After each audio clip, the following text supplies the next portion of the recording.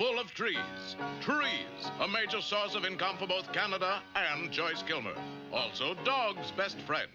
The tallest trees in Canada were to be found on Mount Up, a fir-clad pinnacle that stretched itself skyward 63 feet below sea level. Just down from Mount Up was a vast sprawling lumber camp consisting of 400 lumberjacks and a jackknife.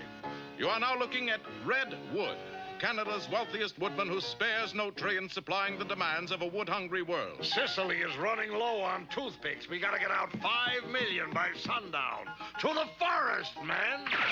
That call sent every man to the tree of his choice. Up they went, but before they could begin cutting, a very strange thing happened.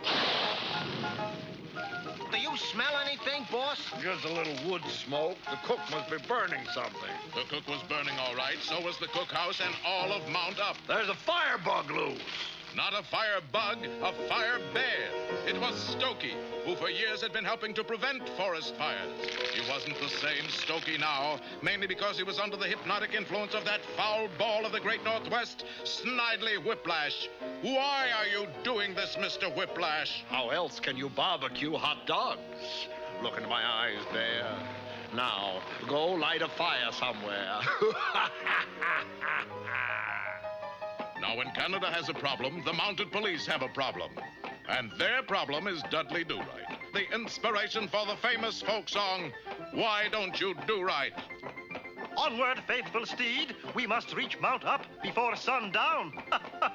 2 weeks later, Dudley and Red Wood discussed the problem out in the open, as there was no place else to discuss it. What seems to be the trouble here? It's Stokey the bear. He's gone ape. Oh, that rat. Give me a description of him. Well, weighs about 700 pounds, fur coat, cinnamon color, wears a mountie hat. That's not very much to go on. Anything else? He's a bear. Armed with that information, Dudley took up Stokey's trail, which was still hot. Day after day, the relentless pursuit wore on. Although there was no sign of his quarry, Dudley was getting warmer all the time until finally the trail took him into Quebec. Stokey the bear? No, I haven't seen him. Well, I have reason to believe he is in your midst. I'll check on it. Firemen, fall in! Down the firehouse pole they slid. Unfortunately, whoever designed this firehouse did a poor job as there was a hole on the ground floor.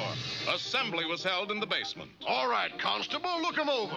Dudley went down the line, carefully scrutinizing each and every man. It was then when he came to the fifth man in line, he stopped still in his tracks. This man didn't shave this morning. And on he went, continuing his search. Looks like you were wrong, Constable. Dudley was about to agree when suddenly a three-alarm fire broke out somewhere in the city. Like the noble force they are, the firemen responded instantly. Off they roared at 90 miles an hour, only to realize that the three-alarm fire had broken out not in the city, but in their firehouse. The chief and his men fought desperately to control the raging fire. Each man did his job and did it well. All but one, who was nonchalantly toasting marshmallows. Chief, that man is shirking his duty. You mean Stokey, the new man? Stokey? The chase was on. But before our hero could grasp the elusive bear, he shot up the fire pole and disappeared. By now, the fire was hopelessly out of control, and the fighters joined the spectators. Then a gasp came from the crowd as a lone bear was seen standing on the roof, flames licking his feet. It is he, and I must save him. Unmindful of the danger, Dudley rushed into the burning building and fought his way to the roof. The chief also sprang into action and ordered his men to bring out the safety net. Unfortunately, the crew grabbed a hula hoop by mistake and the bear landed on Dudley. Dudley landed on his head. 2 weeks later, at Redwood's logging camp. Tell me, Inspector, whatever happened to Constable Do-Right and Stokey the bear? Well, I was all for putting Stokey in the poker. But Do-Right felt a change of scenery and some home cooking would do him more good, so he took him to stay with some friends of his in Chicago. Now remember, Mrs. O'Leary, we'll blame it all on the cow.